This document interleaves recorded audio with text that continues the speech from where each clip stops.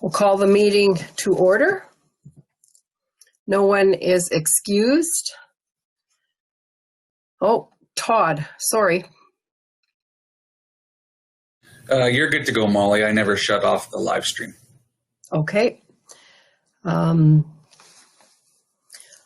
3, the adoption of the minutes from November the 5th.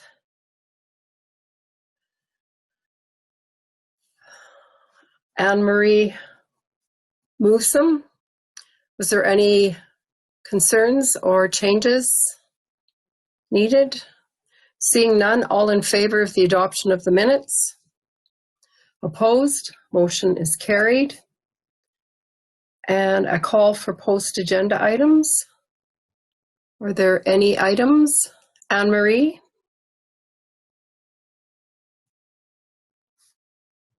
I would like to have an update on the Save the Shuttle program that we've been reading about in the newspaper and hearing about on social media. I thought maybe Lane is familiar with that. He's got it. Anything else? Ellen? I have one in camera for intergovernment relations.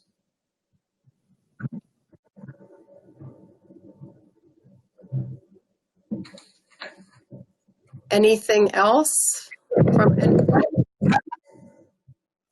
Seeing none, could I have a motion to adopt the agenda? Lionel has moved. Somebody's got a mic on.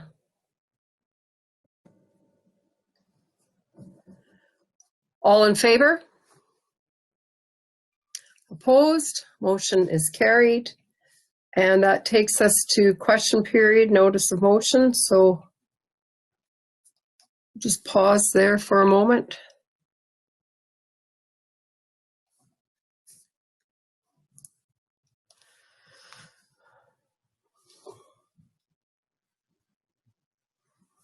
Todd, do you see anyone on your information?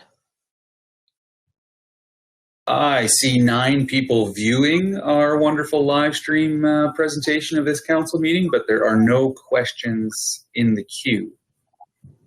Okay.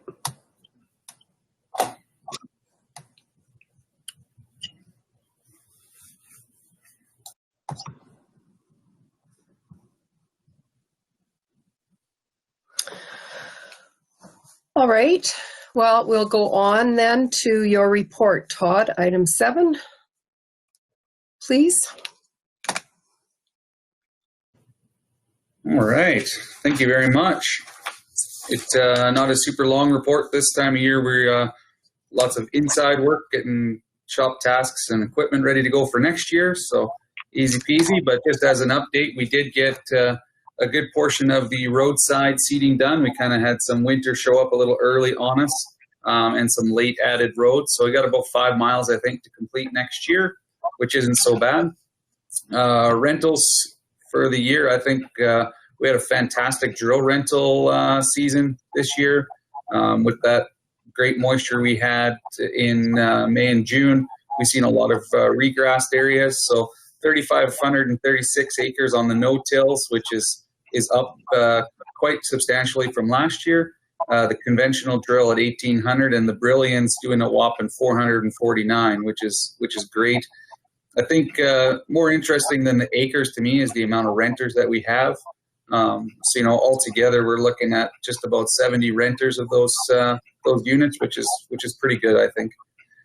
The livestock equipment kind of goes ups and downs. This year I think we did really well. Scale rental, we had 9 renters, plus or minus a few for 4-H groups that we don't always record very well because it's a support that we do for them. Loading chutes and panels, 7 people, and the calf table was up 2 extra renters this year, I think up to 4, so that's good. Sprayers, we'd love to see them go out more, of course, because one of our primary goals is weed control in the county, but we have them available for people to use if they need. Traps, about the same as normal. I think we've always said we've sold too many traps over the years, so our rentals are down, but we're always happy to have people be able to take care of their own needs. Strychnine this year was a great year, 3,000 bottles and 118 producers taking advantage of that program. We did put in our order for next year's strychnine, and I think the total was 215 bottles. So excited to, or sorry, 215 cases. So we're excited to get those distributed next spring. As far as Emerson goes, I mean, it was kind of a weird year, but we were pretty happy with the usage of the park. We did some regrading on some sites and parking lots, added some gravel, and did some tree trimming in the fall. And we noticed quite a bit of, I wouldn't say necessarily grass damage, but just a lot of overused grass at Emerson. It's not really a grass mix that handles a lot of trampling. So we did some fertilizing, we did some overseeding, and hopefully we'll get that established in May of next year before too much traffic on it again.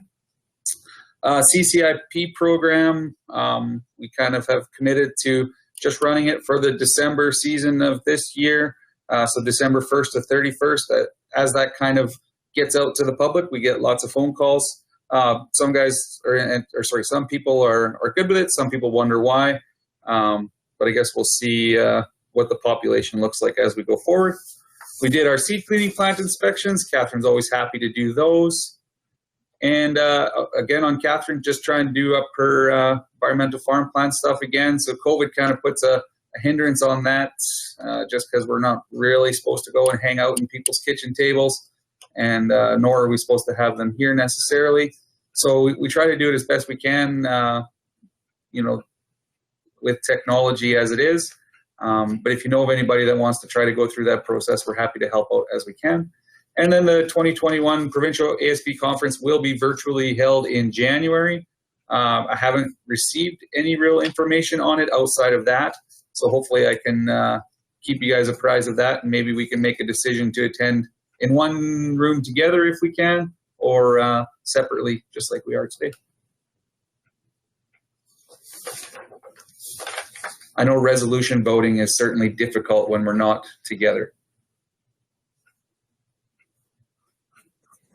Todd, do we have dates for that even yet? No, nothing. It's usually between the 21st and the 25th, kind of that third-ish week of January. Right. Sometimes it's been around our birthdays, but not always. Right. Other questions? Wayne, did I see your hand up? Or Hubie? Hubie and Wayne. All right. Wayne, go ahead, and then Hubie.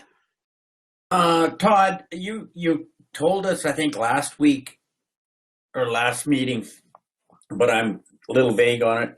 How are you doing these seeding these projects? You were saying you were going to have better success because you were using a different method. What are you doing on that? I think you're referring to our budget meeting that we held, because we have to replace a Brilliant seeder, which is currently a 12-foot tow-behind unit, and we want to replace it with a 6 to 8 foot 3-point hitch unit that we can actually use on our roadsides. The shoulder pull roads are great for their purpose, but not always for our purpose, for reseeding and getting some vegetation established. So that's our trick. Currently, we just harrow, break up the soil, broadcast the seed, and then try to cover it.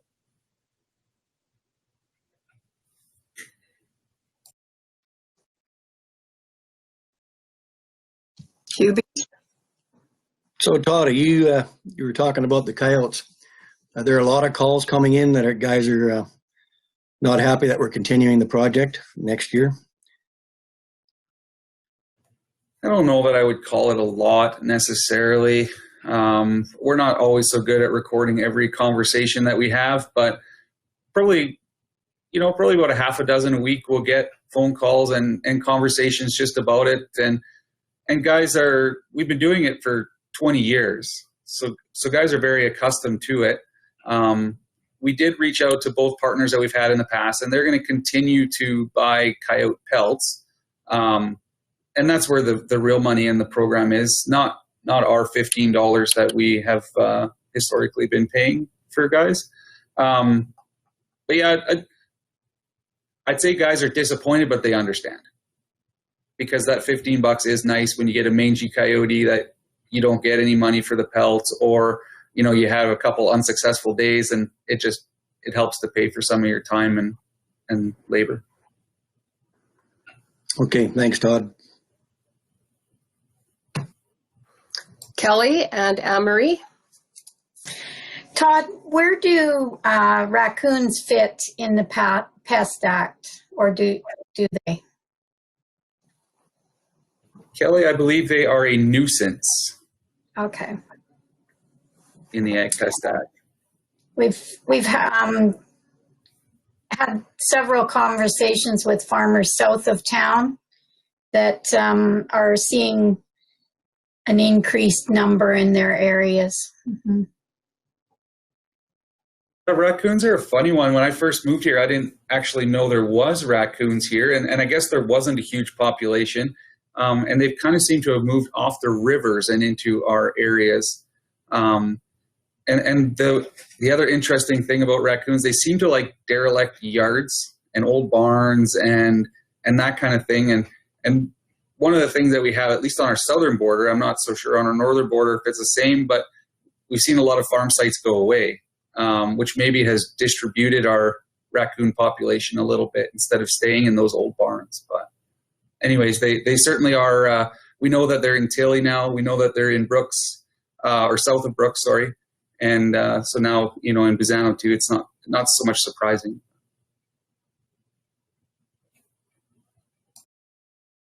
Anne-Marie, Brian? Yeah, good point, Kelly, about the raccoons, because I think I mentioned before that this year was the first year that we had them in our yard, and we caught a few when the corn was up, and now we can still see the tracks in the snow, so there's more around. It's interesting how they migrate. My question was about Emerson, though. Is it okay with you, and has there been a problem with people parking at the gate, walking in, snowshoeing in? Because I've seen quite a few, and I've done it myself too, just go in there and hike. Is that okay? Is it a problem? I think providing that no infrastructure damage is being done, it's public land, and we're happy to have people enjoy the park. I mean, it's a beautiful place to spend some time. Always tricky for us is there tends to sometimes be people that just for whatever reason scratch up doors and maybe do things in our outhouses that we don't necessarily want them to do this time of year. And it's just, but it is a public place. We know that the cross-country skiers use it quite regularly. I believe there is a fella that goes down and actually makes trails. I can't remember his name off the top of my head. And yeah, like I say, as long as there's no damage to the infrastructure, I think we're fine with people utilizing it. It's always nice to know if somebody's down there, though, because we don't really want somebody to get hurt and not know they're there. But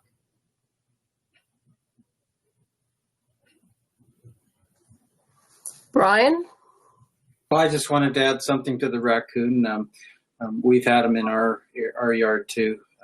Catch them with skunk traps if you have to, if you want to, I guess. I have a theory, and Todd, you can disagree with me, but I'm much like you. I didn't see them and I've lived here forever till 2 years ago.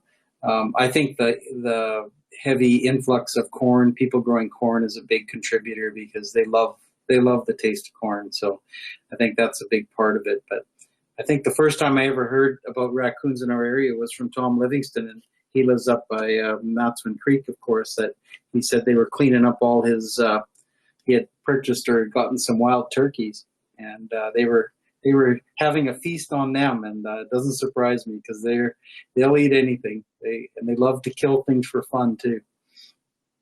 They're sort of vicious.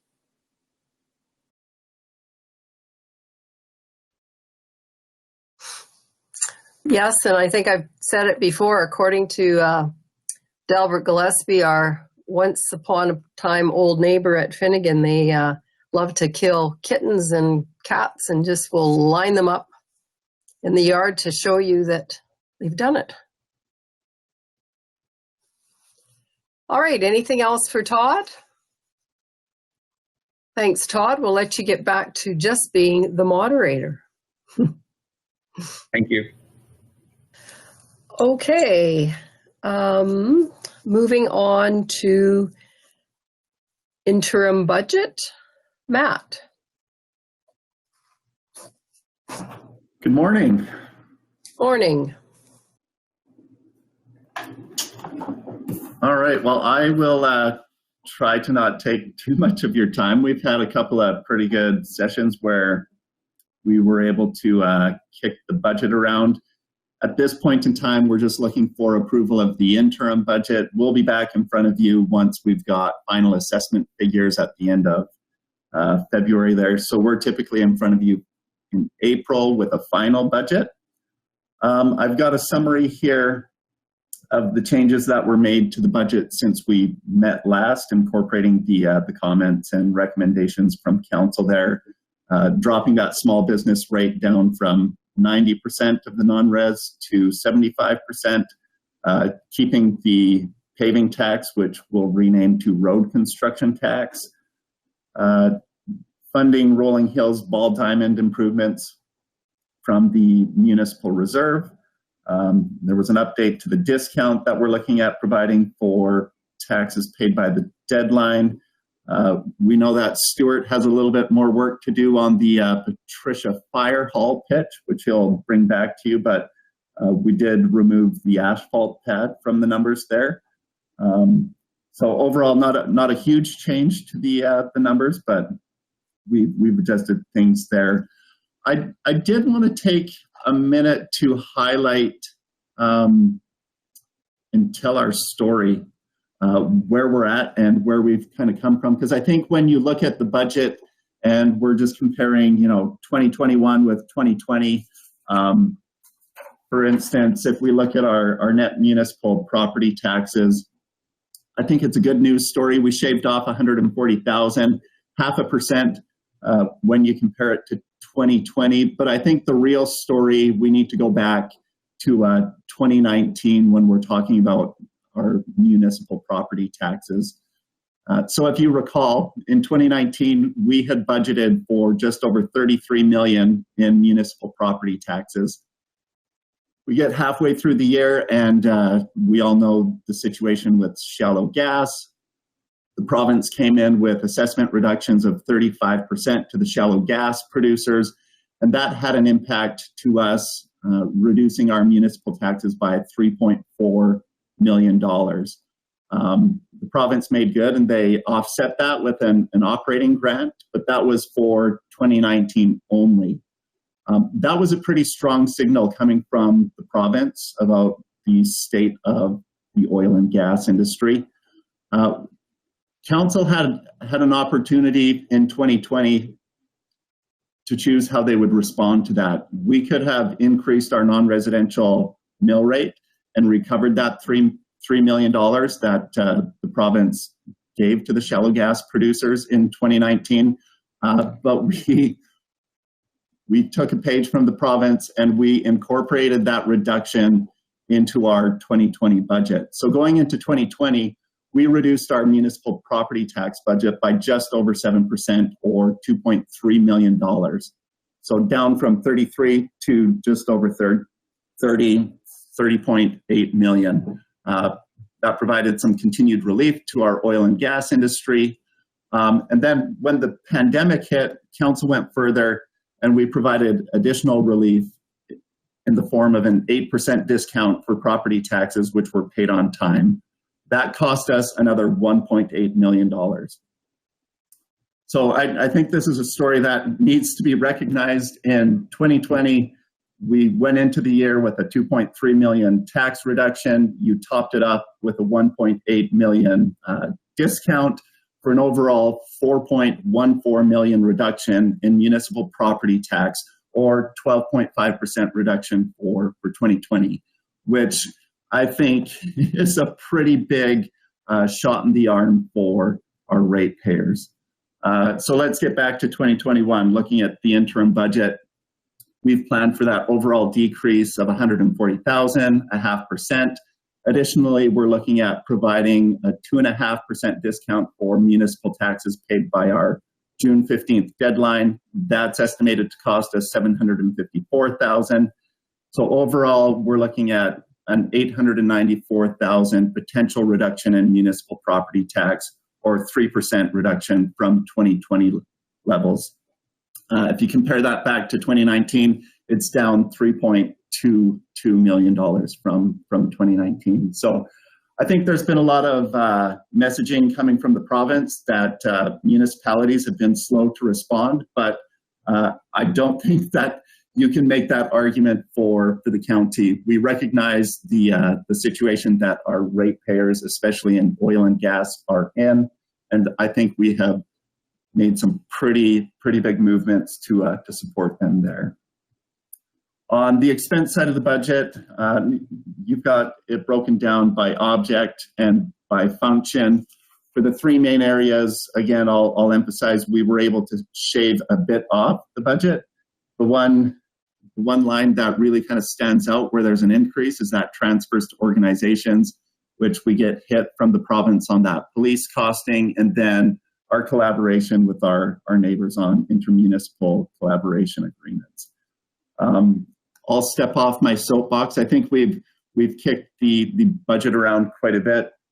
When I look at all the detail that rolls into these summary pages, you know, we've got just about 1,800 lines of detail that roll into these few pages here. So there is a lot of effort that goes into preparing the budget. I have to give thanks to directors and managers for pulling together a pretty tight budget for 2021.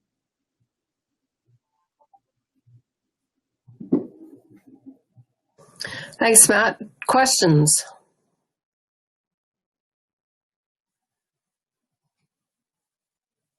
Ellen?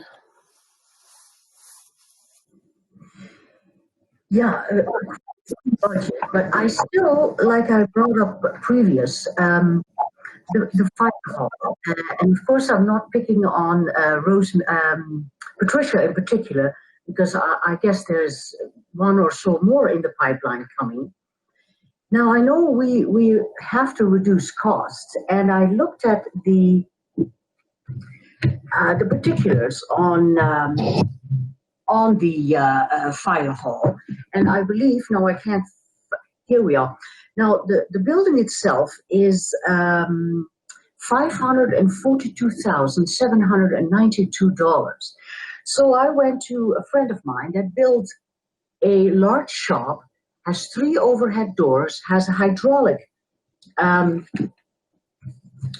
huge door that can accommodate large equipment like combines and that sort of thing that can be installed. It has 18-foot ceilings. It's heating in there, air conditioned for a bee operation. It's got a bathroom in it, all the bells and whistles.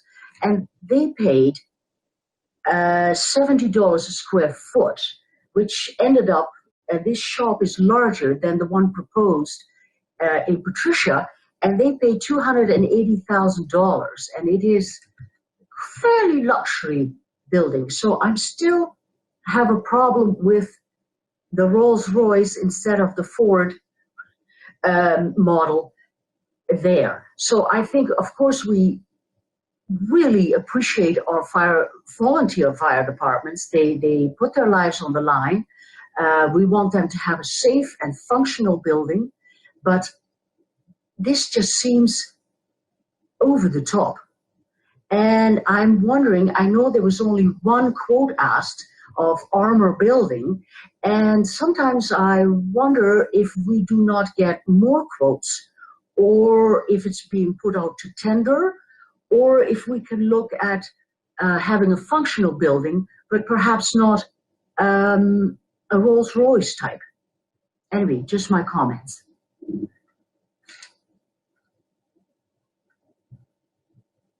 Yeah, I think that's fair comments, and I think from our last budget meeting, it wasn't lost on Stuart that there was some recommendation for him to look into other options there. This would go to tender, and Stuart would be back in front of council with the actual plan for the facility. So in approving the interim budget right now with the estimate that is there for Patricia Fire Hall, that would just be a signal to Stuart to proceed with, you know, developing that plan, getting the tender package, going to market, getting that back, and it would ultimately come back to council to approve the actual building envelope that would be moving forward. Thank you so much, Matt.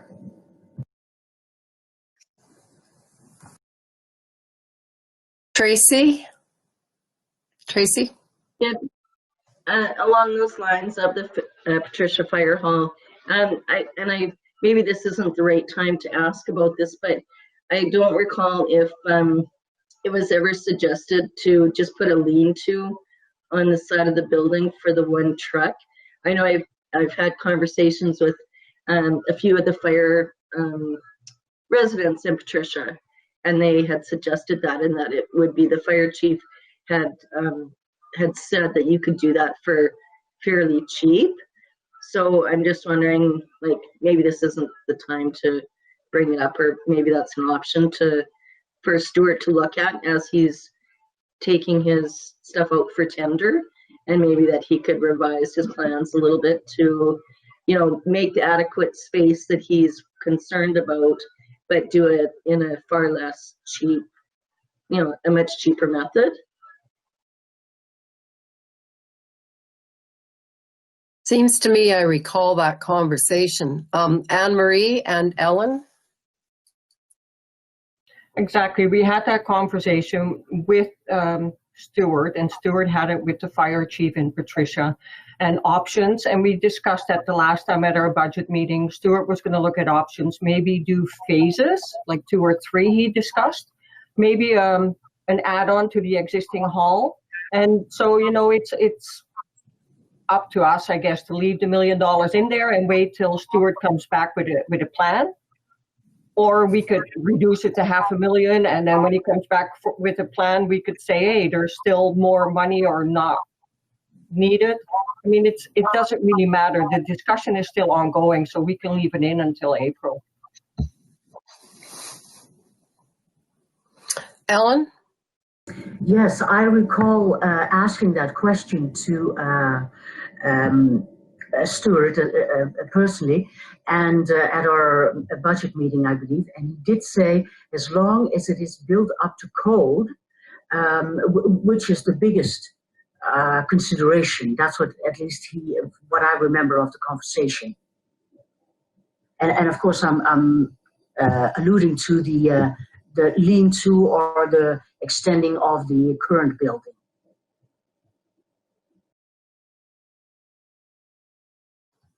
Anything else? Lionel? Well, I guess I'm on a little different page than some of our my fellow councillors, but I believe if we're going to do something, let's do something right. Let's not do something halfway and possibly have to redo it in a few years because we didn't do proper. So if we're going to build a building, let's build the building properly, up to code and what is required, or else don't do anything. Because I don't like going back in later and having to upgrade what we partially built. And I know from my own experiences in our own businesses, we've run into that before. So if we're going to do it, go all the way or not at all.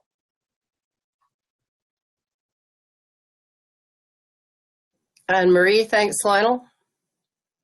So listening to you, Lionel, you would also like to just keep that money in there, and we'll make that decision later when the final plans come back? Yes, that would be completely acceptable. Okay, any other discussion? Keeping in mind this is just something that we have to put in place for 2021, but it is not completed. we have lots of information to gather before it's completed. So Matt was wanting a motion then on the interim budget, correct, Matt? Brian?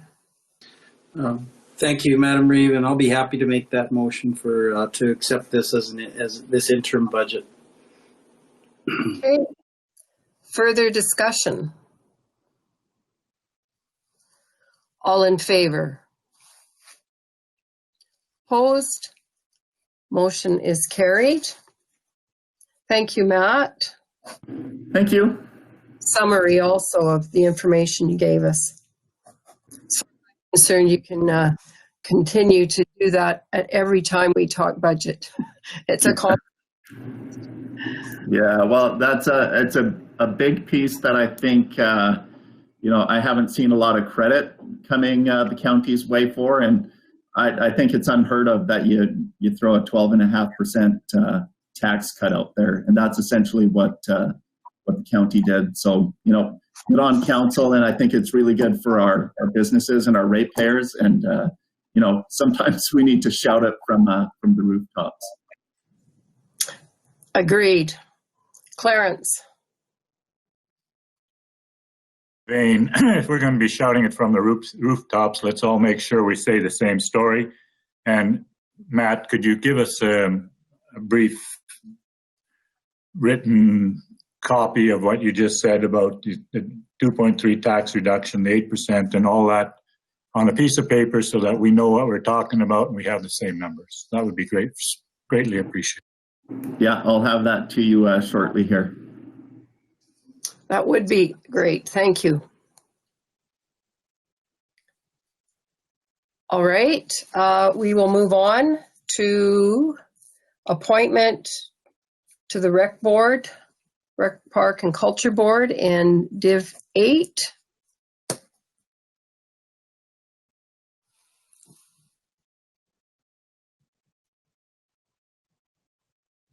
And this is for member. We know that we have the Div 8 Councillor, Brian. Yeah, and I guess I was a little confused by this. Maybe you can help me out, Ariane. I thought that at our organizational meeting we went through this, and that we had asked Anne Marie, after she reluctantly said she wasn't, that she did agree to sit on this committee. But I'm a little foggy, but that was my foggy recollection. So is it still need to be done, or we didn't officially do it? Maybe we just talked about it. And if that's the case, I'd be happy to nominate Anne Marie for that position.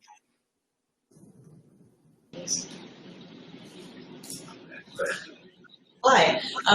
Sorry, yeah, it was not officially done at the organizational meeting because we did not have a signed recreation agreement in place at that time. So that was passed. Now we have a signed agreement. Now we can go ahead and do a formal appointment. Okay, so Brian has made that motion then. Discussion? All in favor? Opposed? Motion is carried. Thank you, Ariana and Anne-Marie. Assessment model changes, public awareness.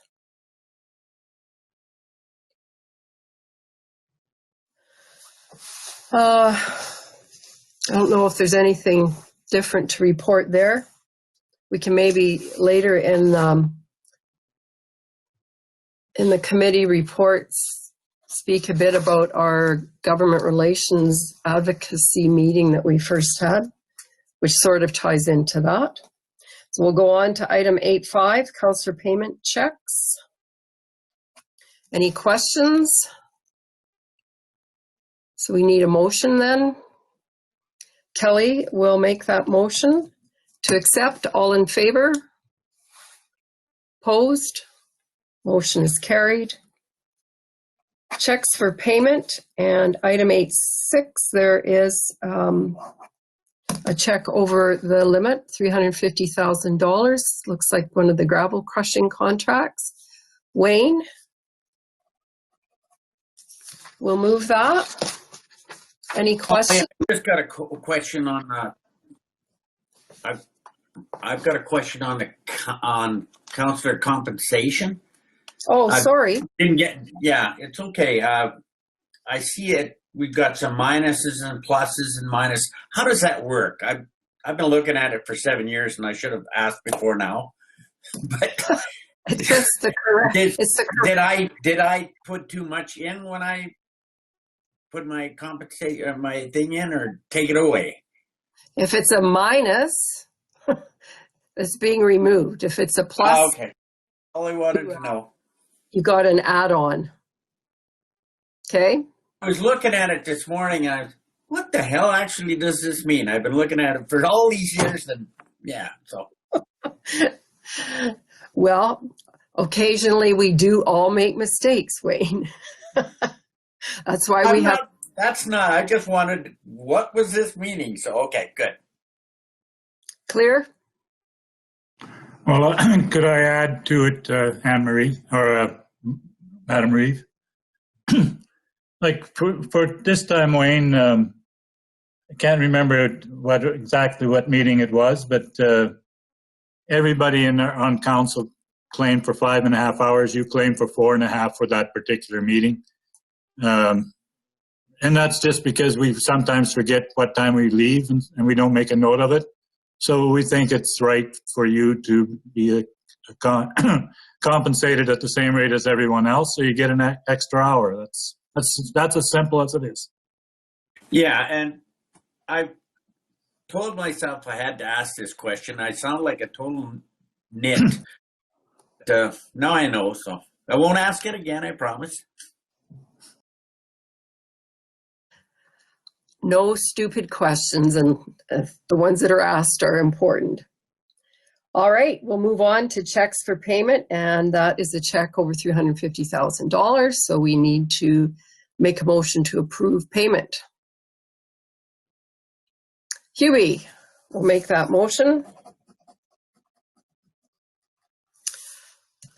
Discussion on that? All in favor? Opposed? Motion is carried. Takes us over to the regular payment register for council. Are there any questions from council in regards to that document?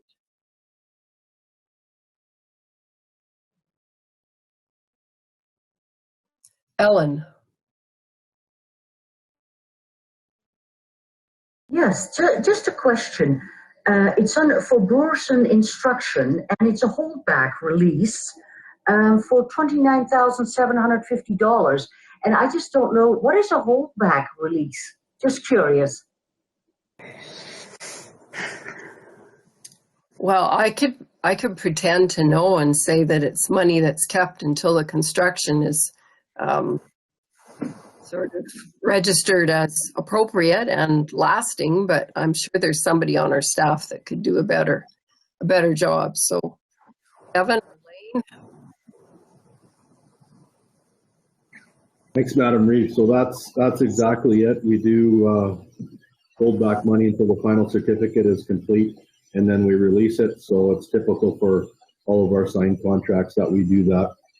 Make sure that their workers' compensation and all that stuff is looked after that they have to, and then we provide the final payment. Okay. Other questions or a motion for acceptance? Tracy? Is that a motion, Trace? Motion to approve. Okay, Tracy has made the motion at item 871. All in favor? Opposed?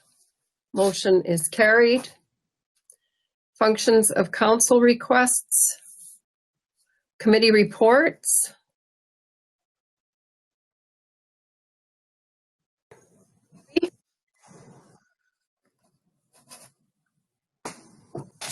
I just want to make a little report here on our Safe Communities meeting last night. The RCMP wasn't there, so they couldn't give us any reports of what's been going on. So we did get a report, a rural crime in Consort. I think it was taking an old RCMP car, which when they get miled out, they get sold at auctions. Still got the apparatus on the cars so that you can mount lights on them and things like that. So these culprits stopped a car in Consort, and they look like a police car. And so the person they stopped did stop, and the two culprits got out and asking for money. So they tried robbing them. So this is what's happening there. They haven't caught the culprits yet, but it's just one of those kind of things that's happening out in the rural areas. So that was one report.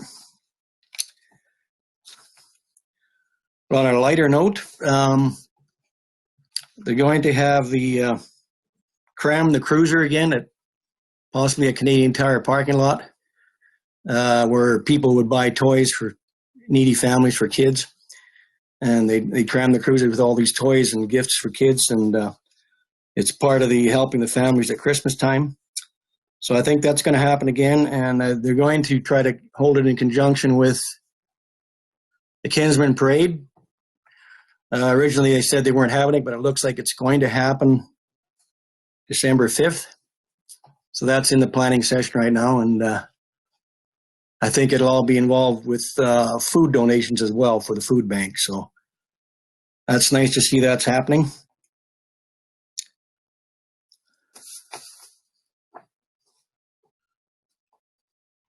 Kendra had a report on Halloween, was very successful at JBS.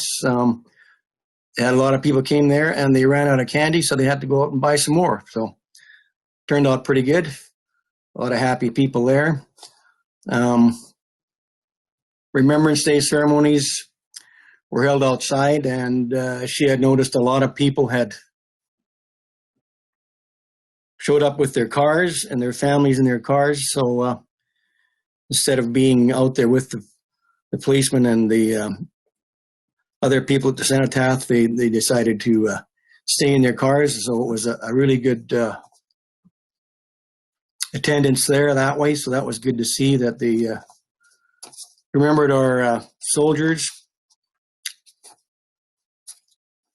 and the wars they fought. Facebook with social media is looking up pretty good. They've had in the past month 1,100 likes, so they like the information that's being passed on Facebook with safe communities and rural crime. So that's a good thing. So that would be the latest things that are happening with safe communities, up to date.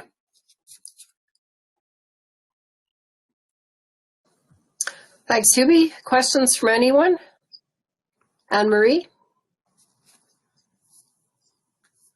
My question is about NRTA and something for Ellen to take to her next meeting. At the Canadian Badlands, we're talking about tourism being industry-driven more than municipality-driven. And I'm just wondering if it would be good to start that conversation at NRTA level also.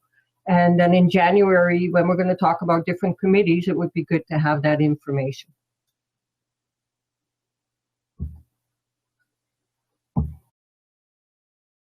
And I guess to explain why I'm bringing it up now is that, then you have 2 months to discuss it.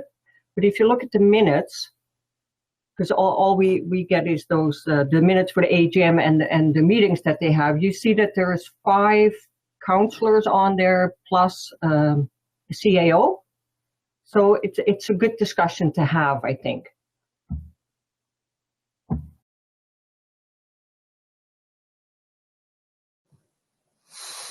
Seems to be the trend as well, with reduction in government funding for all of these things. Ellen, did you have anything you wanted to add?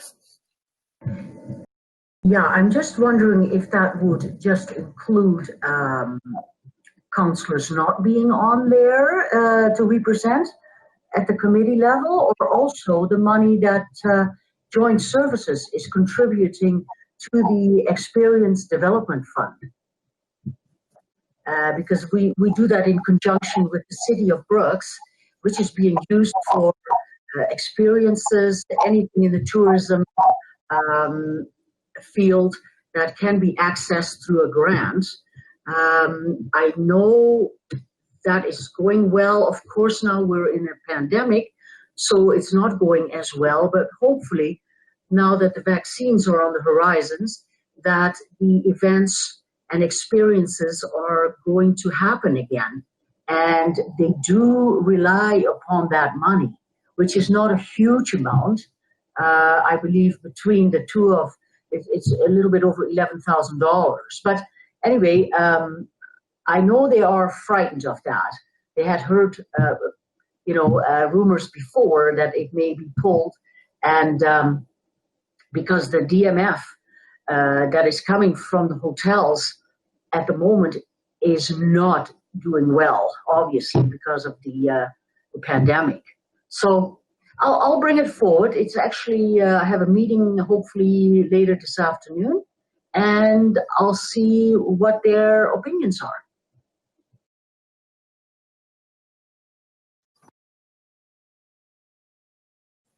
Sounds reasonable. Obviously, this is a hard time for businesses and to have things driven by businesses.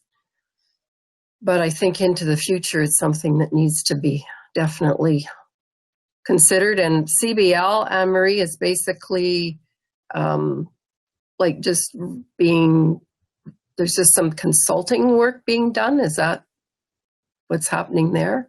That's right. It's a company called 2031.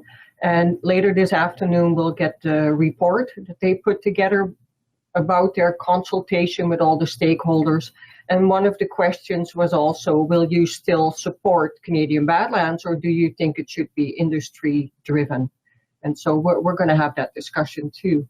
And, you know, if you, again, to NRTA, there is $11,000 in funding, but they're also part of economic development. So a consideration could be, is there maybe too many levels of municipal involvement too? So, and that's a discussion that we at Canadian Badlands have too. Is our region too big? Do we have too many members? If it's industry driven, then how much do the municipalities have to be involved? Or maybe not at all. So those are good discussions to have when the money is tight. Yes, absolutely. All right. Are there any other reports? Clarence. Last night we had a FCSS meeting. We approved the budget for 2021, which will look almost exactly like the budget for 2020. The other thing is that just like most organizations, there were things we could do and things we couldn't do during the last 9 months or so, and we had some money left over because there were programs that we could not go through with, and we spread that money out amongst our partnering social agencies for this year. It was also our organizational meeting, and I have stepped down as chair, mostly as a transitional move, since I will not be there next year. And Kathy Corbett-Shaw is now the chair of FCSS. And that's about all I have to report.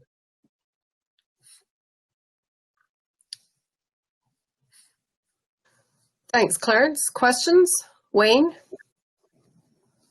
What kind of pressure is FCSS under because of the COVID here in Clarence? I know it's got to be bad, but I'm just kind of curious here. I think what we're seeing is that there's more families in need. People that are having trouble making ends meet, people having trouble paying rent, having not enough money for groceries and that type of thing, and that mostly flows through our contributing or our partnering agencies, that they look after that, and they're the feet on the ground. We're kind of more the overseer of that. So those type of dollars are we have no more or no less dollars because our contributors have stayed stable, which are the provincial government and our municipalities. So that money still flows to those agencies, and they do a really good job.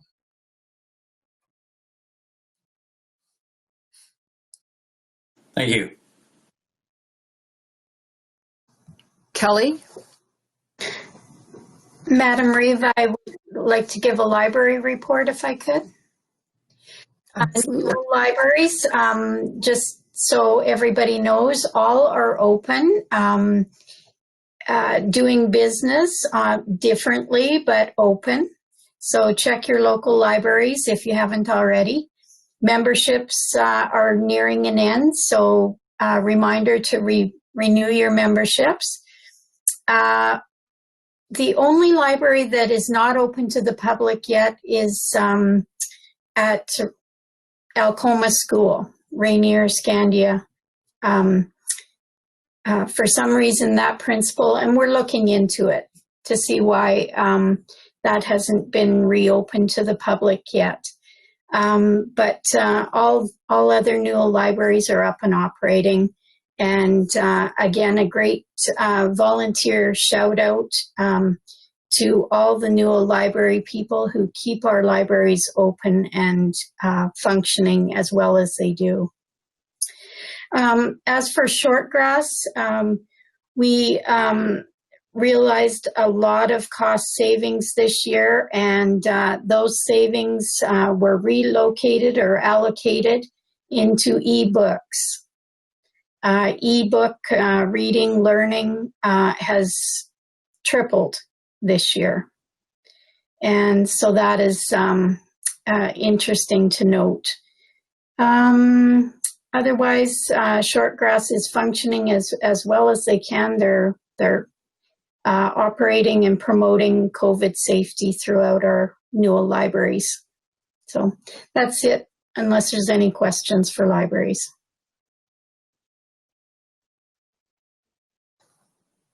Thanks, Kelly.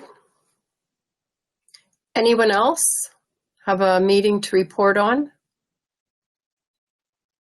I was just going to make a few comments and leave it up to the rest of the members of the Government Relationship Advocacy Committee that was created last week or last meeting. And unfortunately, Clarence was not able to make the meeting.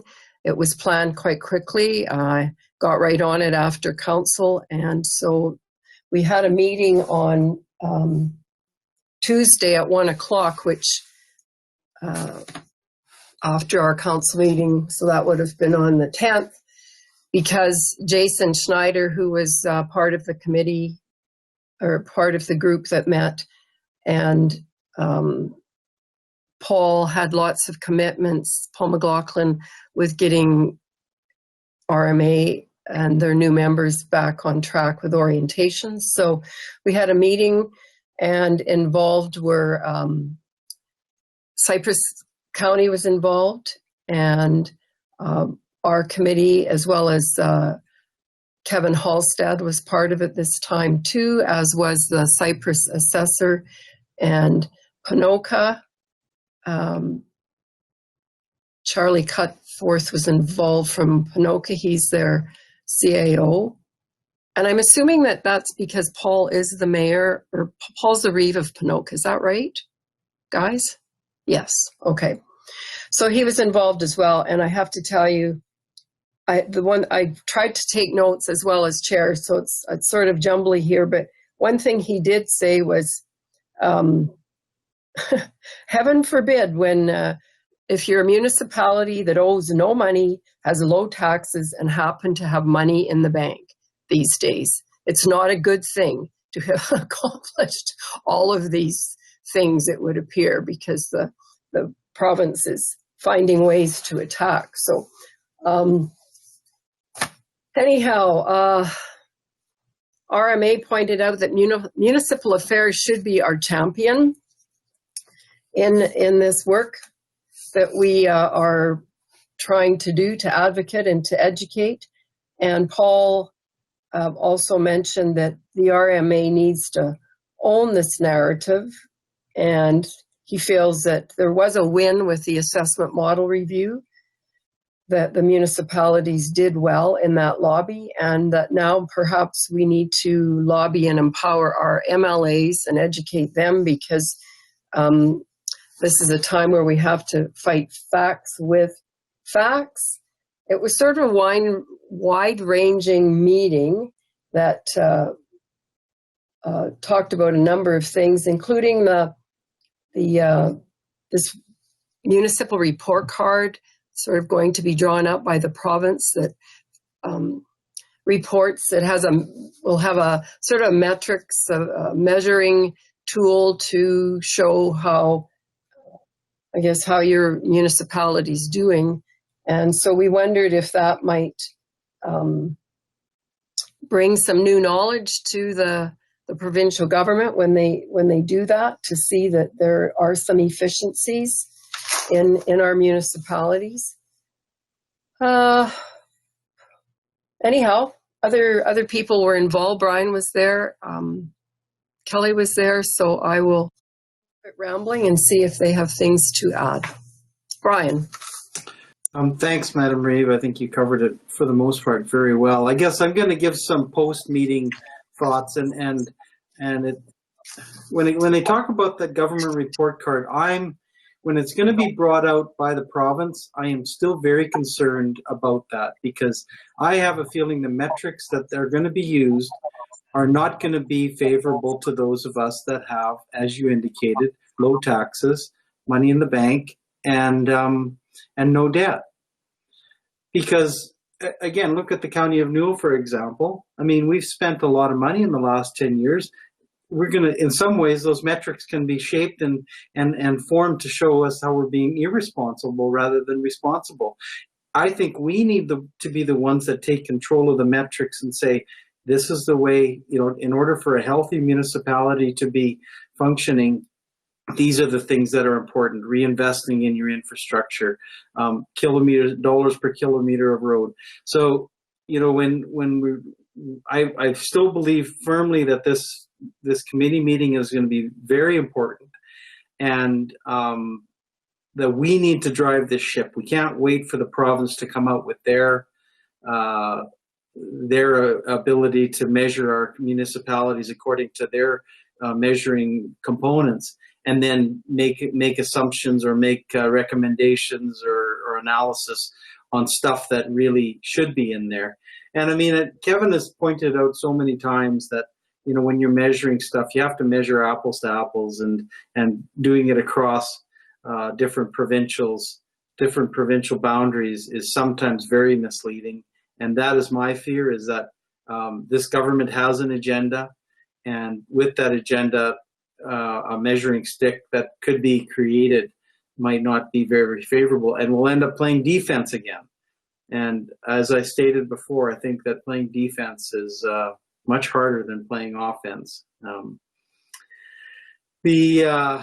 As far as the meeting we had, I guess I think that we were of the consensus that informing our MLAs is part of it, but I don't think it's the most important part of it, and that's mainly because we don't necessarily have a strong voice in our area for that, and that's unfortunate, but it is a reality. And so I think dealing directly with municipal affairs with RMA like we have done is good, but we have to lead this charge. We can't wait for somebody else to do it for us.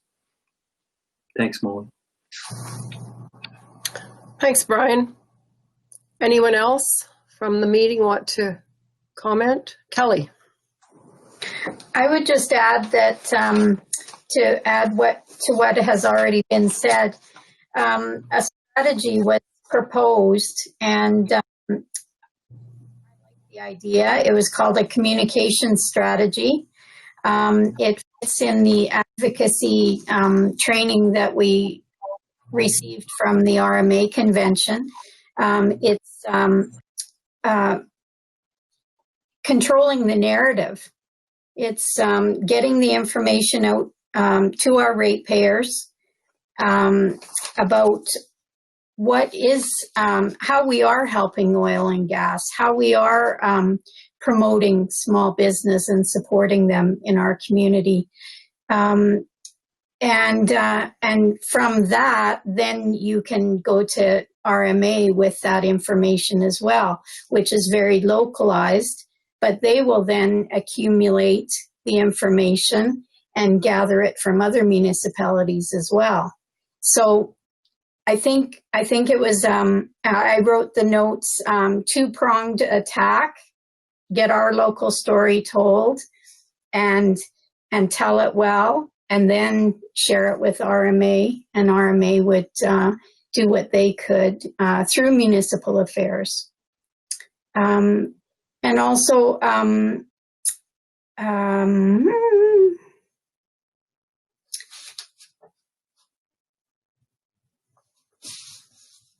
yeah, I'll leave it at that for now. I took many other notes as well, but a lot has been already said. Thank you.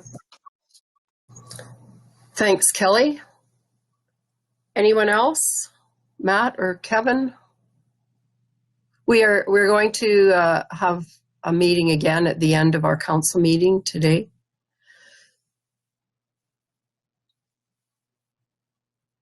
Okay, seeing no one else, we'll move on to item 10.1, ratepayer concerns. And these were put on our agenda for information items, and I know that Lane is planning a meeting as well. Lane, did you want to just comment on that? Certainly we can provide some information. There is a meeting that has been scheduled or is in the process of being finalized with the number of residents from the Division 4 area. We are certainly willing to host a meeting for residents from other areas as well if there are concerns that are being brought to your attention. The whole purpose of the meeting is to engage with them directly and review different options that could be considered for a different configuration of the boundaries. We're going to be going through the maps and quite literally discussing what the basis is for the map that has been recommended by council, and be open to input from residents about other alternatives that should be considered. So again, just get the information out to your residents. If there is interest that others have, we're certainly willing to host them in a separate meeting as well.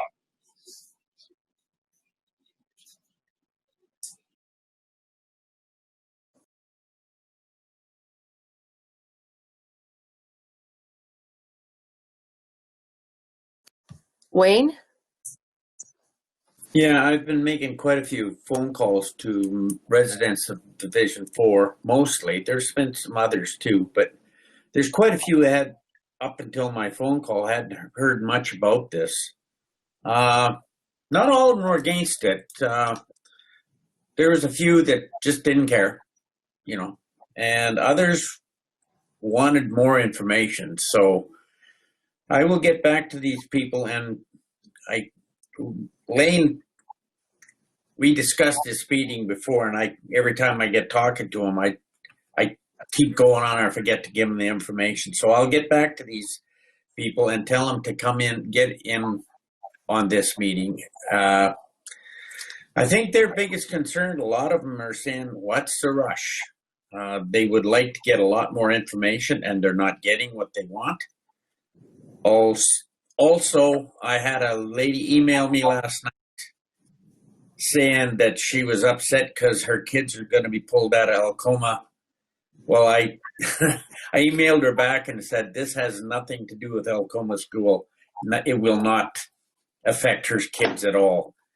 And she was kind of happy when she heard that. So I don't think they're getting the proper information. So I'll see if I can get a lot of these people to get in on this meeting that Lane is proposing.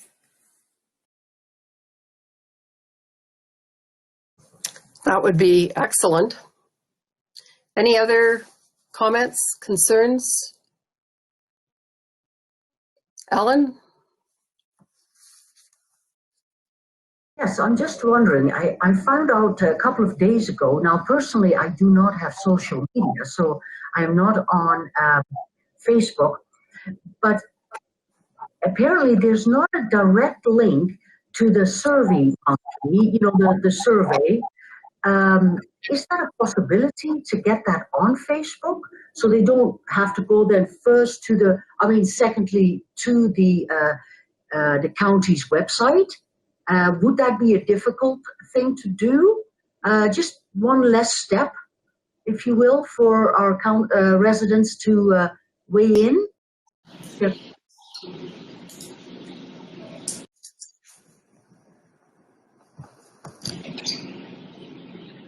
What? Oh, Lane? Yes, I see Councillor Chrisman has her hand as well, but we can certainly make that link available through social media. The one thing that we were wanting to do was encourage people to have reviewed the information package completely before they went to the survey, because a lot of the detail in the survey is going to be based on information that's available on the website. So that was the basis for linking the survey to the information package that is on the website. We can make it available. It's just a question of whether or not there's going to be much value in people going straight to the survey without having reviewed the information that provides a complete context for what is being considered. Personally, I think that this is a county renewal issue and should be dealt with through our website rather than through other platforms, my personal opinion. And getting the information from the website is fairly critical. I mean, Wayne just mentioned faulty information, and, you know, keeping in mind that people can ask for a package to be mailed out to them if they don't have access to the website as well. Anyhow, Kelly. Thank you. So I just want to update everybody. I am on social media, and the Facebook message is out there. You click on the link, it takes you right to the County of Newell website. And you can check out my homepage. I have shared that link, and it's on my page as well. So it is on Facebook. That's my point. Okay, then. Thanks, Kelly. Wayne? Yeah, that's we're talking websites and social media and everything, but there's a lot of people in the County of Newell who aren't online, do none of that stuff. I talked to one lady. She says, we don't do computer stuff, and I don't know how you get the information out. You know, maybe we should have a suggestion that we have everybody's address. We maybe should have sent out the information package to everybody. It would cost a few dollars, but this is a major thing we're doing. So I'm just thinking it wouldn't have hurt, just, and then we know everybody was covered. Tracy. Well, in addition to that, the Brooks Bulletin goes out to every residence for free. So, and it has been advertised. If people aren't online, then they obviously still have a telephone. So there is a way to get more information. So we try to do our best to get it out to everybody, but at the same time, sometimes people, I don't know how to explain it, lost my train of thought. I just think there's always multiple avenues of communication, and it's out there. So whether you are online or not, you still have it's been on the radio, it's been in the newspaper, and you have your counselor, you have a telephone. So there is ways to get the information.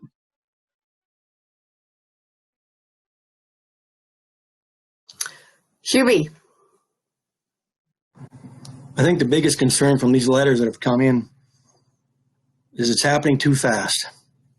And it's during COVID. They want more time. It's such an important topic.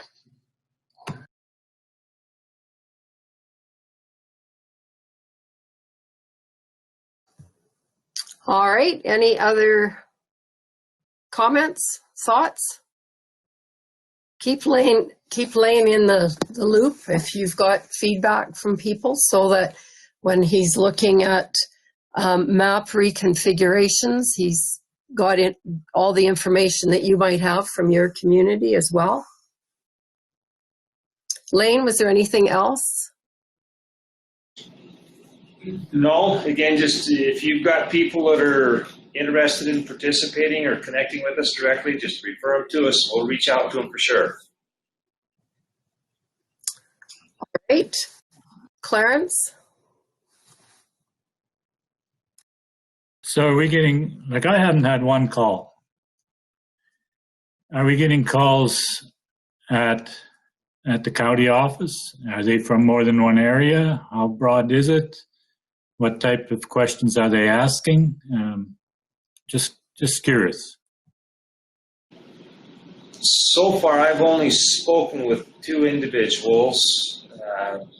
We have the letters, of course, that have come in, and we know that there's information that is being posted by individuals through social media, so there are concerns that are out there. I don't know. Well, we haven't had any of the other calls coming in to the front counter, and there hasn't been any requests yet for printed information to be made available. But again, that information is out there that if you don't have internet access, that information will be sent through the mail where they can stop in and pick it up. So far, there just hasn't been any.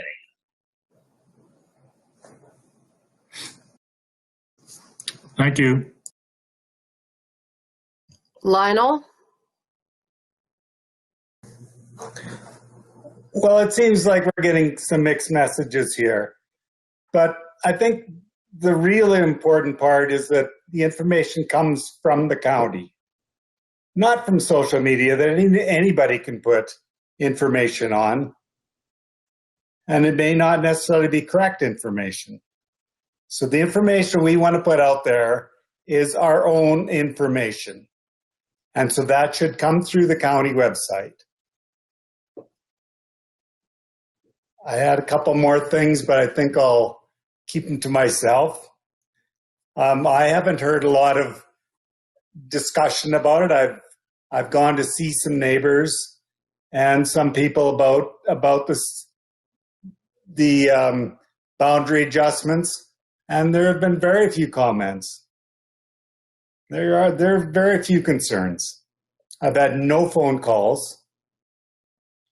And so to me, and the time frame, well, what is the right time? I mean, we can extend it for years again if we want. And is that going to serve any purpose? And is that going to alleviate people's fears about the time limit? I doubt it. So I think we're on the right track personally. I think we should continue on that pathway. Anne-Marie? Thanks, Lionel. Yeah, along those same lines, we started the process. We have a meeting on Monday.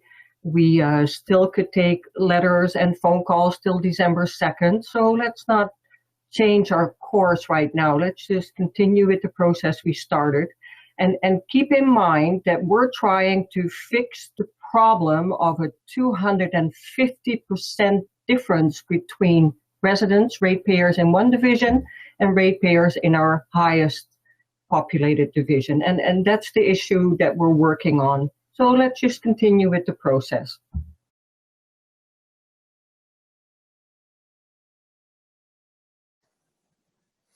Any other thoughts?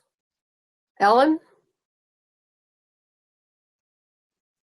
Yes, the people that have contacted me and people that I've spoken to, their major concern is not that indeed the population should be divided more evenly.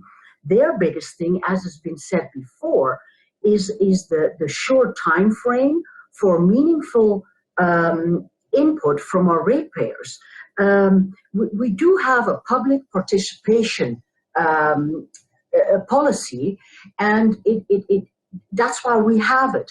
Otherwise, you know, it takes people a while to think about it.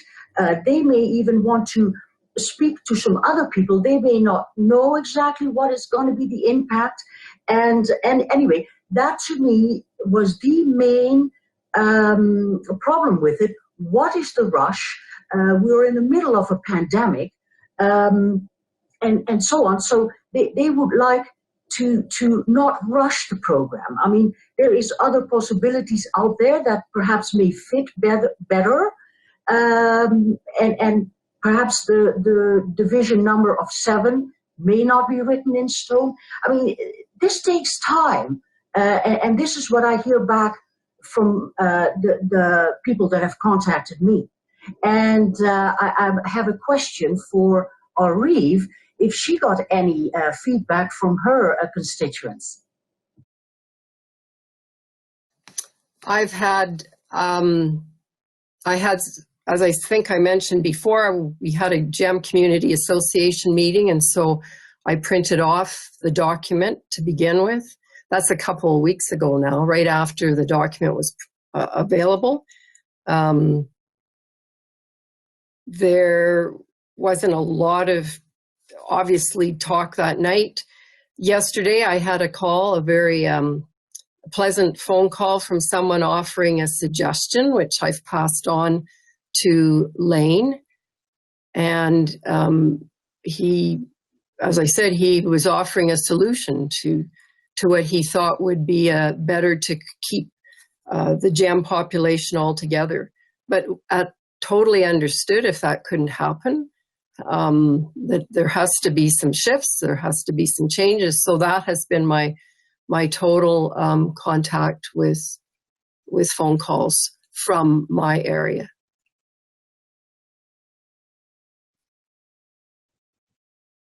Tracy? Well, and I just wanted to comment too a little bit. Like, I've been on council now for 7 years, and we have had many conversations about this. We have talked numerous times over the percentages that's governed by the MGA, and that we needed to do something. We've had discussions on changing this electoral boundaries several times. If you go back and look at the minutes, I can't even count. I bet you we've discussed it in the past 7 years, probably 5 or 6 times. So to me, this is not something that council has just off the cuff decided to do. And I guess my question is, if someone could answer me, what does the pandemic have to do with this decision? I guess I'm just confused by that. And why, if people are to be self-isolating, staying home, you know, doing all sorts of things to stay safe, then could they not look at this more quickly? I don't know. We keep saying it's because of the pandemic that we can't make this decision. And I would like to know why, if someone could answer me that. Thank you. Wayne has his hand up. Well, obviously we can make the decision. The pandemic doesn't stop us doing that. But what is upsetting some of the people I've talked to is that they would have liked to have a public process like meetings and stuff to have some input into what was happening with the divisions. They perceive that they have had no input into what happens. And then Division 4, I'm getting a lot of reaction because we're splitting it in half, and they're not happy about that.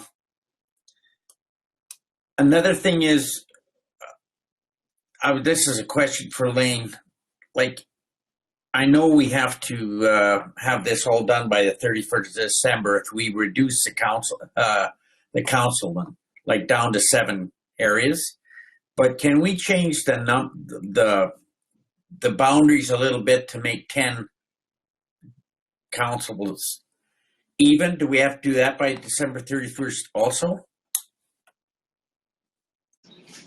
Any change to your current divisional boundaries or the number of councillors has to be approved by December 31st in order for it to take effect in 2021.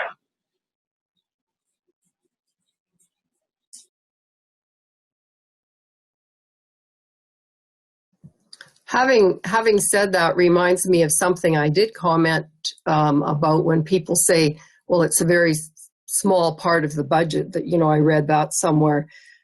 $150,000 a year, let's just say, for the next 4 years is $600,000. That's a significant amount. I mean, we're at a time where, people want us to save money. And, there's comments that councillors all of a sudden, well, don't cost that much money. Well, they do. We do cost money. And I believe we will be going back to regular meetings. I hope so, because I think there's a lot to be gained from doing these live stream ones at times. But there's a lot also to be gained in person. And so, this can't be changed for another 4 years if, in fact, we don't change it. But that's just something else, I think, to consider. Ellen? Yes, perhaps through the chair, a question that was asked sooner, why can't we do this, can't we do this during a pandemic? But I've had quite a few comments that people did go to the website link and read the information, filled out the survey through the monkey survey, and they felt like they could express their opinions properly. Personally, I didn't fill it out because I felt like I'm a councillor and I shouldn't. But I did go and had a look then at what the questions were. And if you have a certain opinion, these questions are sort of driven towards only certain answers you can give. And if you had a separate opinion from that, there wasn't much. I guess there is a comment section. I did notice that right at the end. But they were a bit disappointed, if you will, that they couldn't really answer the questions properly. And they thought that a very short survey is quite different from having an in-person meeting, i.e. a town hall, a gathering of some sort where the questions can be answered directly, because sometimes you may not know that you have certain questions until a presentation is made in person so they can see the boundary lines. And, we have to remember that our public, they're very intelligent people. And I think they may have to have something really to contribute, and perhaps they can be of tremendous help. And I think this is what our Municipal Government Act really stresses. And that's why we do have the public participation policy. Just my thoughts. Absolutely. We want them to contribute. And that's why Lane is setting up meetings. And he has said, if you in your area would like to have one of these meetings, it's the best we can do. It's just what we have been doing now for months, and we have accomplished by it. So there is an opportunity to listen to people's ideas. And anybody, I mean, the Div 4 people that have called me, I have said, tell us how we can do it differently. I mean, that's the biggest thing. And that's not an easy job. If you want to start shifting populations because you're very dead against what is happening, then go to work with it and see what you can do. And that, as I said, is the delightful call I had yesterday from someone who said, have you thought about this? And that's what I'm looking for. And I think that's people are able to do that, Ellen. I really believe that through the process. So let Lane know that, as he just mentioned, I'm just repeating what he said, so I'll quit. Anything else? All right, seeing no other hands, the rest of the meeting, there's the monthly minibus reports and the strategic priorities chart, the event submission, and we need a motion. Oh no, Anne-Marie, first of all, was the question in regards. Oh, I have 2 questions for Lane, and those are just updates, Lane. Oh, maybe I have 3 if I throw in post-agenda. The one is about the minibus. You were looking for a spare driver. Just wondering if you found one, because in the report it just mentions Anne. The answer is yes, we do have a spare that is able to provide some backup support for Anne. So that's a step in the right direction for us. Excellent. Second question. You had a meeting with people that were involved with recreation throughout the county. Just wondering if you could give us an update on that meeting and if people showed up. This was in Castles, and just how the meeting went. Yes, we did have one. It was the evening of October 22nd. It was attended by a number of the groups within the county. There were 3 groups that didn't have a representative there that evening. We had scheduled a second meeting for tonight, actually, but we've had to postpone that because of the restrictions, of course, on gathering sizes. So it was, I think, fairly well received by those that were in attendance, and we look forward to continuing that as soon as the opportunities to do so allow. Yeah, and that's good to hear, Lane, that you made a good start on that, because those are important discussions. And the last question which I had on post-agenda was Save the Shuttle. Can you give us an update? So this particular initiative is one that we are following through on based on direction that was provided by Joint Services. As Council knows, we've had the Shuttle pilot project that has been running since February of 2019. And the funding that was made available for that pilot project is drawing to a close. And in the absence of additional funding coming in, the service would have to be discontinued. Joint Services indicated that what we should do is reach out to the community and see if there's an opportunity to receive contributions to continue that service going into 2021. We have done that.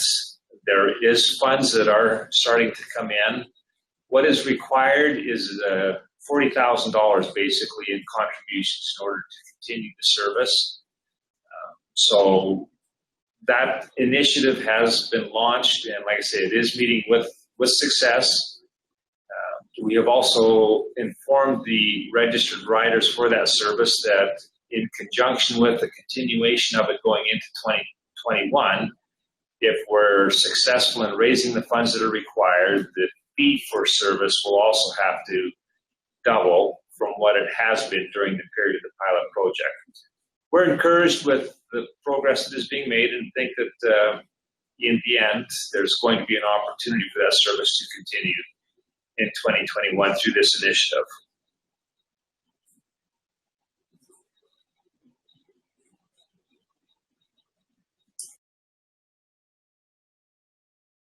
Through the missing chair, if I could just ask, on your minibus report, I was reading the report that indicates the town and the dates that you visited that town and total number of users.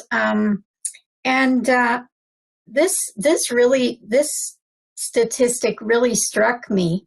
There were 6 riders and 28 town stops. And that's just an example. Is that manageable in one day? That's amazing.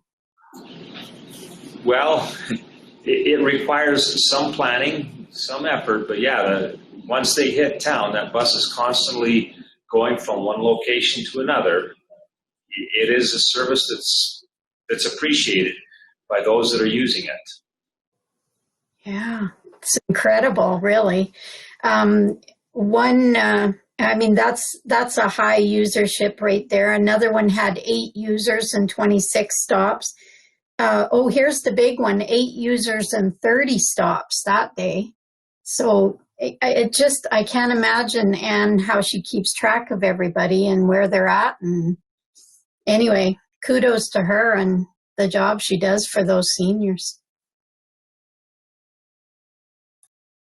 Agreed. Anne-Marie. One more question I just wrote down, and this is for Kevin. In your corporate strategic priority chart, you have broadband in there, and the federal government came up with money available for having broadband all through the country. So any opportunities for us there? Yeah, through the chair, it's obviously it's higher on our priority list. We're waiting on the EID. Of course, they had a plan over a number of years to get the bandwidth up, and we didn't want to get into the business of creating broadband in competition with them or anybody else. So I think they're key to anything that moves forward. We have talked about funding with them, and if we need to make an application, we'd be prepared to do that. But obviously, we have to have the infrastructure and the framework that they're planning to do ready so that the application can go for funding. So I think we need to have that discussion. We were hoping to have a meeting with the EID this fall, but it looks like it's going to be January or February. And I think that we need to try to finalize a game plan in order to increase the services to the ratepayers in the county. And I think EID is pivotal for that.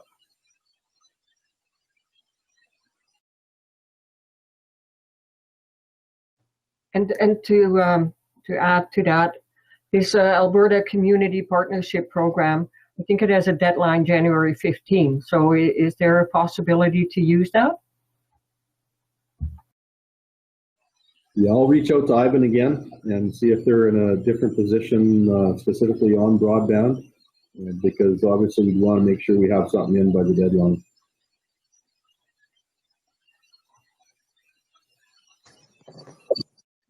Anne-Marie? I have one more question. I keep flipping pages. Did we pick a date for the second meeting in December? And should we do that maybe?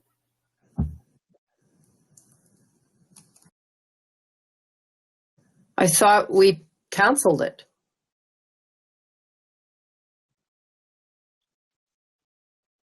Unless there was a need to have one, and maybe with divisional boundaries, I thought maybe we needed one, but we might get it all done on December 10th, sure.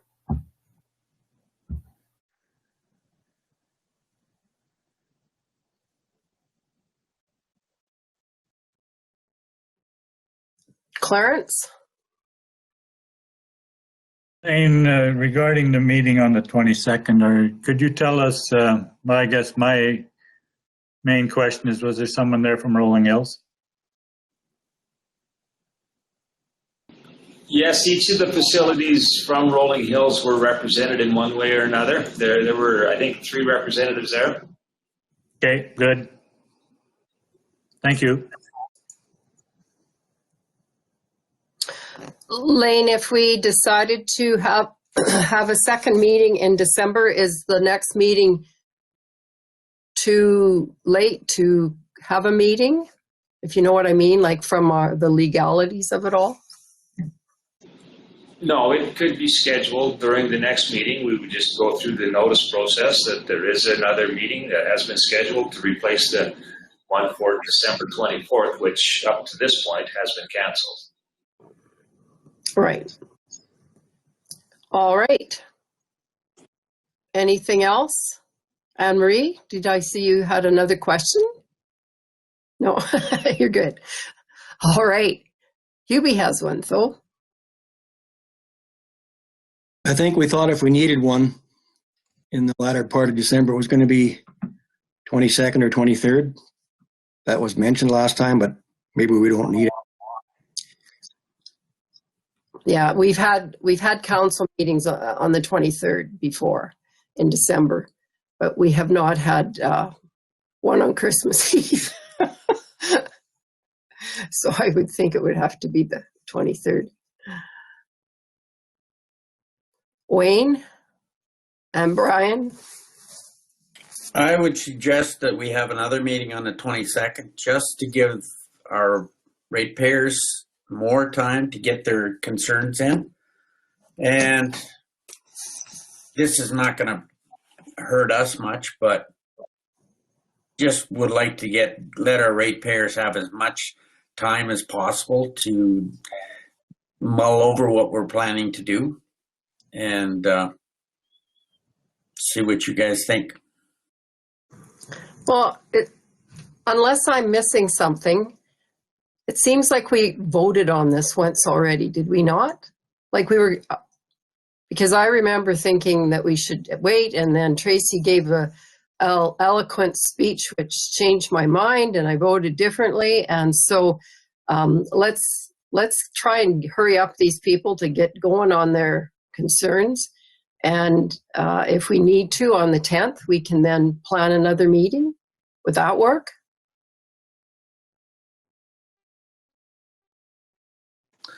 Well, I still would like to see another meeting on the 20, give them more time, because I don't really, council is asking people to hurry up, and when we should, and in an instant where we're asking for consultation, we should be actually the ones showing some patience. So, but the decision has been made.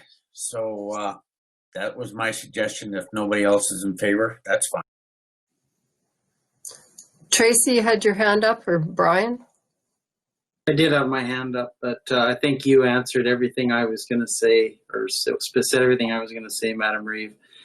We've had this discussion, and honestly, I don't want to open the divisional boundary discussion again, but I honestly do not see the complications with a pandemic. I actually think people can be more focused on this issue if they so desire. The information is out there.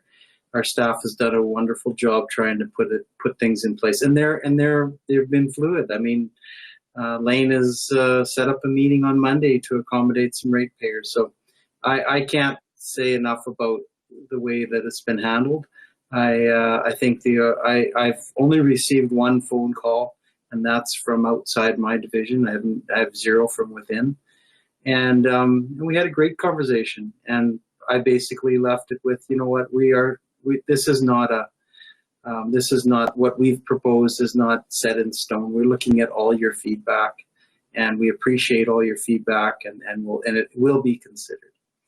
And I think I can speak for all of council that that's our attitude, and that's the way we proceeded. So anyway, so I don't see a need for the meeting on an end meeting in December, but I guess I would like to ask staff is if on the 10th we do decide to put another meeting in place, can it be between Christmas and Easter, or those timelines just don't make sense?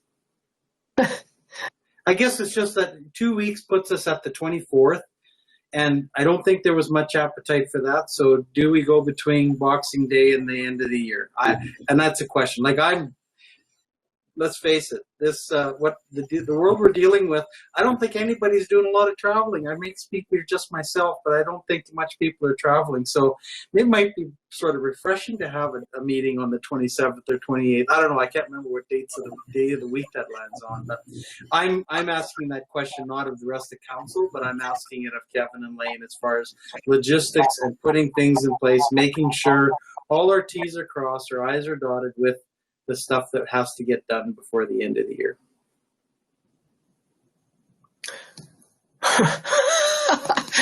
Well, first you said between Christmas and Easter, so I thought, but we got that straightened up.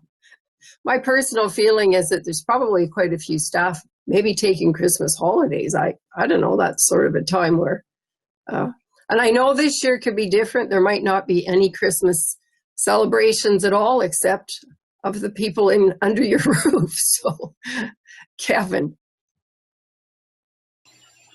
Thanks, Madam Reeve. So, typically we're able to handle the meeting anytime that council wants, and the 29th is open. I just would encourage it to be a special meeting specifically for whatever purpose rather than everything, so that the staff that do have time off booked, that they can still enjoy that. We'll keep the staff around that we need to deal with this particular item, if that's what's going to be on the agenda.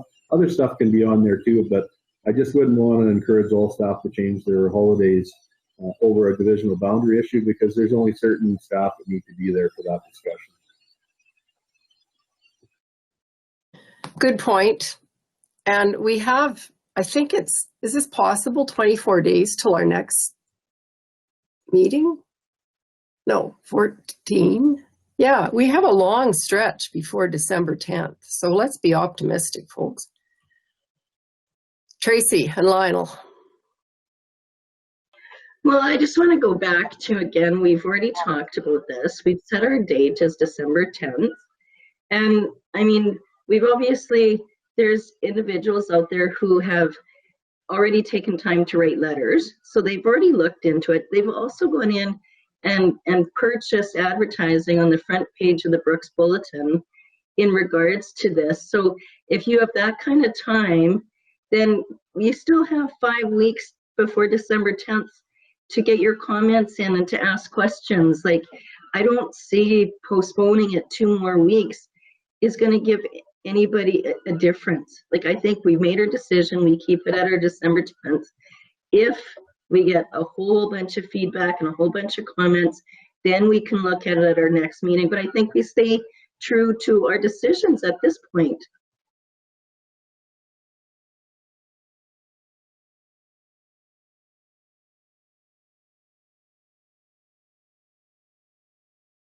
Lionel and Ellen?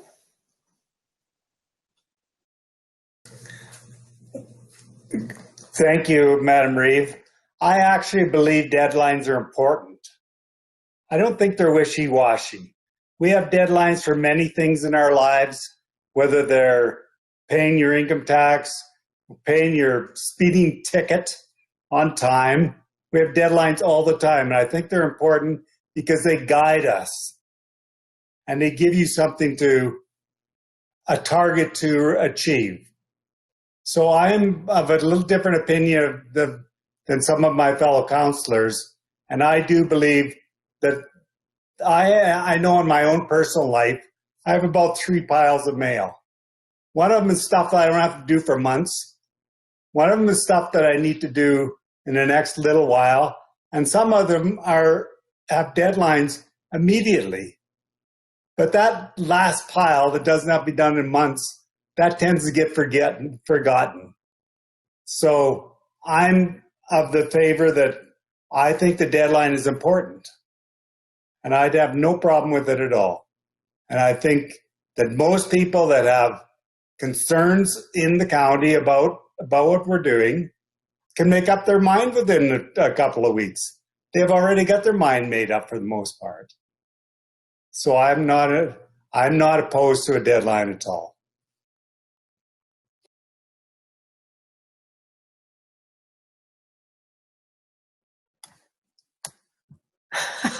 Todd and I are fighting about my microphone. Sorry.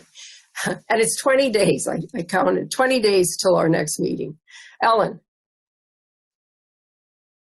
Yes, through the chair, I'm so glad that Lionel brought up the analogy of a speeding ticket. You see, I got a speeding ticket once and I wasn't guilty. And so you see, you have a deadline to pay your speeding ticket. However, you can have a chance. You have always a choice to write send in your ticket and say, hey, I like to give my opinion in a court of law and to basically defend the decision by the police officer. And so, as a matter of fact, this is a few years ago, and I did not pay ticket, but I forfeited it, and I went all the way to Medicine Hat to the court office, and I did have a chance to speak, and I did not have to pay the speeding ticket. So the analogy is, no, yes, there is a deadline, but you still have a choice to have your opinion heard. So thanks for that.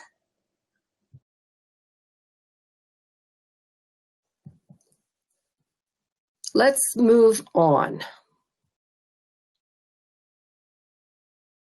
So is there anything before we move in camera?